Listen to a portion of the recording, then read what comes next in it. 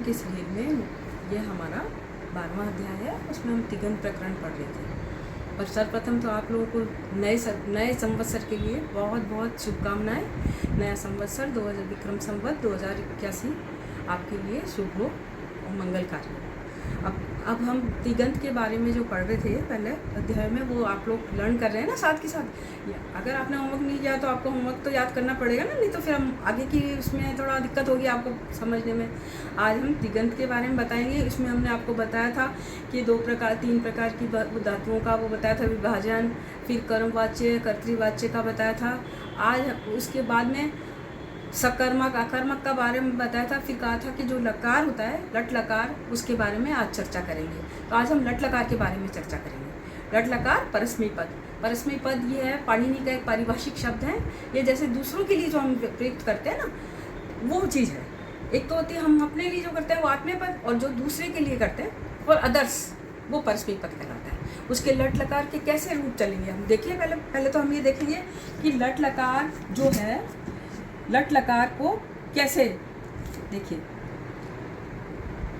ये लट लकार है ना। अब लट कैसे हम लिखते हैं, ले आधा ए और टे ऐसे लिखते हैं ना। इसमें व्याकरणिक जो है उस पे व्याकरणिक के हिसाब से ट और ए की इस संज्ञा हो जाती है। इस संज्ञा का आपको बताया था, इस संज्ञा का मतलब लोप हो जाता है। इसमें ल का भी लोप हो रहा था लश्रव के तद्धिते से, लेकिन हम इसको उच्चारण के लिए रखते हैं, क्योंकि अगर मान लो ल भी नहीं होगा तो हम कैसे उच्चारित करेंगे। इसलिए ये लट में से सिर्फ ल शेष रहेगा।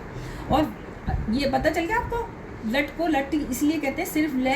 अब जो भी हम आगे पढ़ेंगे तो सिर्फ ल के हिसाब से पढ़ेंगे। अब इसमें कहा वर्तमान लट, क्या प्रेजेंट टेंस जो होता है उसमें लट लकार लगता है।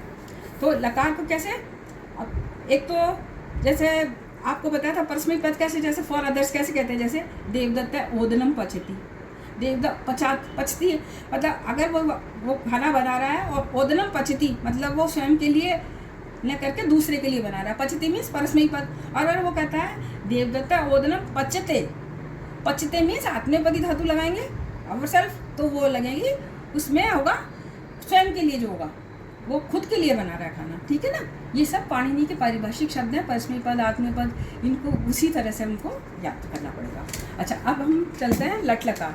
लट लकार में क्या होता है, हमने बताया था एक वचन, द्विवचन, बहुवचन, और उसमें पुरुष बताए थे आपको, प्रथम पुरुष, मध्यम पुरुष, उत्तम पुरुष। इनको त्रिक कहा जाता है, 3 का जोड़ा, मतलब 3 जो चीज मिक्स है, इसलिए इनको पारिभाषिक शब्द त्रिक है।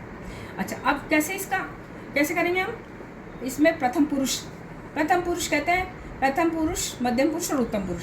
प्रथम पुरुष में कैसे, अति, अत, अंति, और ये मध्यम पुरुष में असि, अथ, अथ, और उत्तम में आमी, आवे, आमे। अब ये सब आदेश होके बने हैं, क्योंकि हमने पहले देखा था तिप तस जी करके किया था ना, तो उनके ये पारिभाषिक आदेश, ये जो है ना, ये आदेश में, आदेश में उनका रूप चेंज हुआ है, ये शब्द हुए, है ना। अब जैसे कहते हैं प्रथम, ये उत्तम पुरुष और मध्यम पुरुष। मध्यम पुरुष तो ये होता है भाई मैं तुमसे बात कर रहा हूँ, अब उत्तम तो मैं खुद हुई, मैं, आप और दूसरा अन्य, ठीक है। अब इसकी शायद से हम चलाएंगे भू धातु की, जैसे हमने भवादि का ही कर रहे हैं ना, भू धातु का चलाएंगे। तो हम कहेंगे भू में अति लगाया हमने, तो भू में अति लगा के भवती शब्द कैसे बना, देखो भय आधा ऊ और अति, ठीक है, भय ऊ और अति। अब इसको भय को ओ आदेश हुआ, गुण हुआ भय ओ अति, और फिर उसको हुआ अव आदेश भ अव अति। भय आधा है, भय मिलाया, वह मिलाया, अति, भवती शब्द बन गया, ठीक है। ऐसे अगर हम भवत्या बनाएंगे तो वही क्या वही प्रक्रिया रहेगी, ऊ और अव की, ठीक है ना। तो फिर कैसे करेंगे, सभवती, तौ भवता, ते भवंती, इसी तरह करेंगे ना। तो भवसी, भवता, भवत, भवामी, भवामे, भवामे, ठीक है। आज के लिए इतना काफ़ी। अब हम जैसे स भवती, तो भवता, ये तो आप लोगों को लर्न करना है, और कल इसी के हिसाब से आपको पठ धातु की याद करने हैं, ठीक है। आज के लिए इतना काफ़ी। अगर आपको मेरा ये चैनल अगर अच्छा लग रहा है तो आप इसको लाइक और सब्सक्राइब कीजिए, और अगर कोई भी परेशानी हो आपको कमेंट में बताइए मुझे, जिससे मैं आपके उस समस्या को सुलझाने की कोशिश कर सकूँ। आज के लिए इतना काफ़ी। नमस्कार।